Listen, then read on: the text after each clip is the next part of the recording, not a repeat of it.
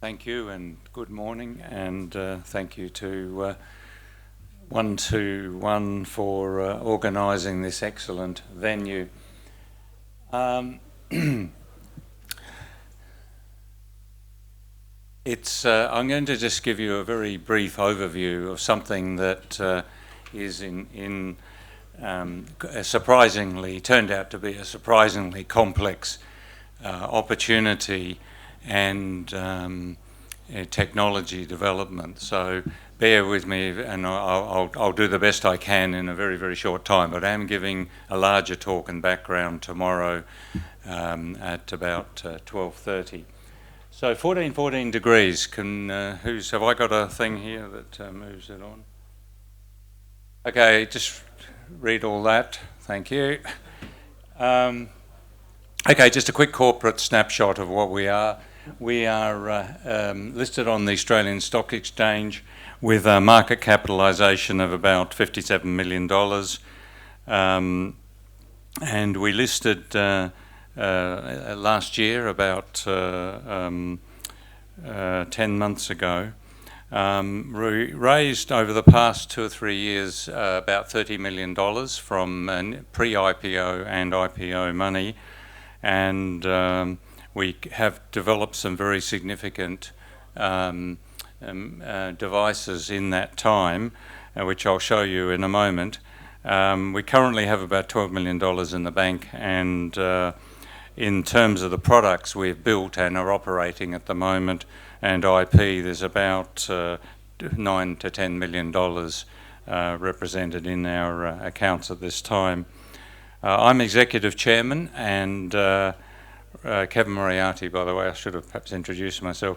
And we have 2 other directors, one Dana Larson, engineer based in the USA.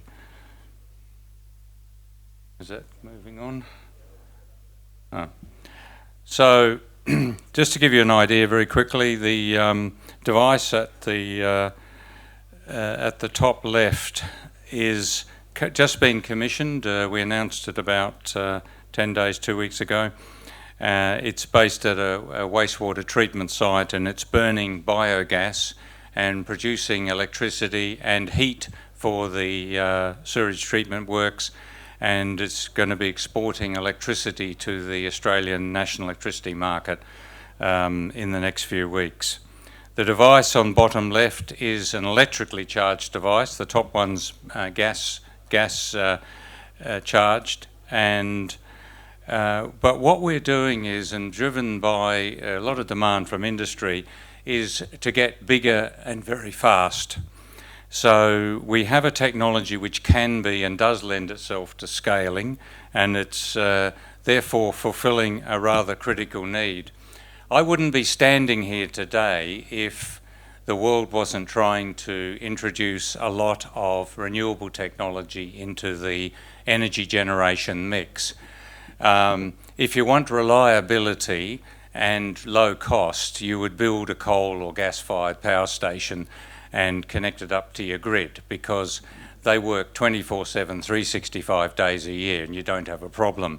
As soon as you mix a lot of renewables into the generation profile, you start to get problems. And in my state, South Australia, in 2016, my house was without any power at all for 23 hours. And that was with the help of a tornado, but it was also a rolling disaster, because the state has enough wind generation to power 100% of its electricity when the wind's blowing. The problem was that when the tornadoes took out major power lines, it sent a frequency shock down the lines, which took out interconnectors to the east coast, and the wind turbines all shut down due to the way they are integrated with the grid. And all the emergency generators, which were supposed to get it back up and running, hadn't been turned on for a long time and didn't actually work. So if you wanted a complete disaster for a grid, that was it. But what it did was focus people on the nature of the great unreliability you end up with if you do have a lot of intermittent generation sitting on your grid. So that's focused a lot of attention in Australia and indeed worldwide on the need for energy storage, because if you've got a lot of generation which is producing intermittently, and then if you had solar in Hong Kong today or the last few days, you obviously wouldn't be making any power. So if you're going to stabilise the existing grids, you're going to need some big energy storage solutions, and they need to be a few things. One is low cost, because people don't like their energy costs driven up, their price of electricity and gas, by introducing expensive technology. So the examples on the screen of some of the big energy generation storage, hydroelectricity is really great, and you can use it as pumped hydro to store electricity when it's available in the middle of the day from solar, for example, and then release it in the evening. Excuse me. Concentrated solar is also a great technology.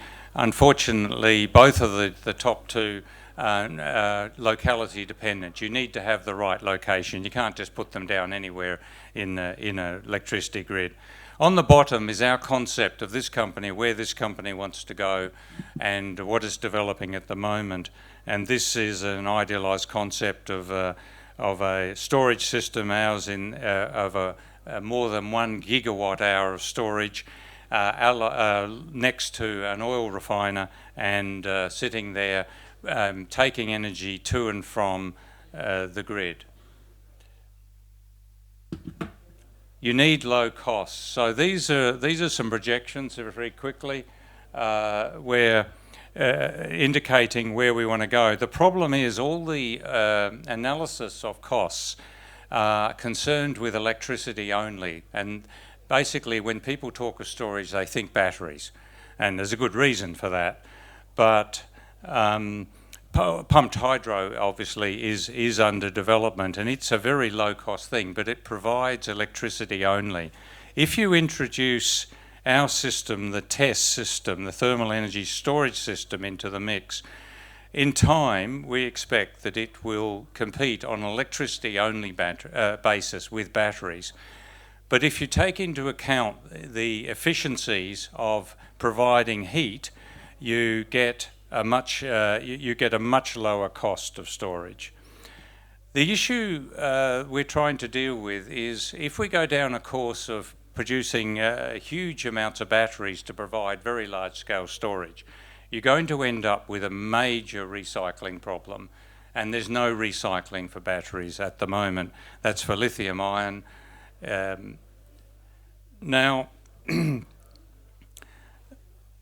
our system depends upon heat for its to deliver its efficiencies, and with a heat off-taker such as the oil refinery I showed you, or a food processing plant, we can deliver 85% or more efficiency of return of energy, electricity in, and energy out. And it turns out that electricity is a relatively small market of the global energy market. There's a much bigger market, which is transport, which we all know about, and I'll talk more tomorrow. But heat for industry is worldwide. It always needs to be on, and it doesn't matter whether you're in a locality that's hot or cold. You need to keep that industry moving.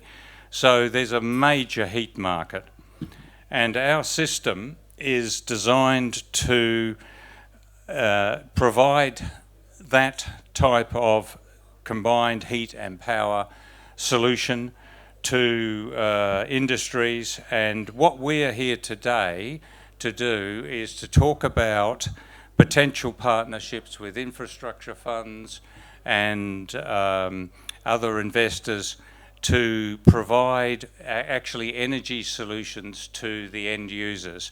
What's happened is we're not actually the industries and consumers, what they want is an energy solution. They don't necessarily want a bit of technology.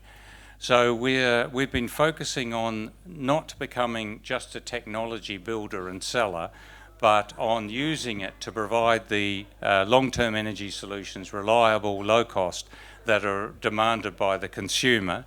And to do that, we have the right physical apparatus, and we have a financial model that works as well. I'm not going to go into this, it's rather busy, but it shows in the centre of this is our system, and which we're building to, which we'll build with the assistance of investment funds to provide solutions to a whole host, on-grid solutions, fees for energy, stability, trading on the national electricity markets of open markets such as Australia, the US, and so on, and then we provide the stable heat supply which displaces gas. And driving all this is obviously the decarbonisation, as people call it, of the energy spectrum, but with the focus on not just on electricity. Thank you.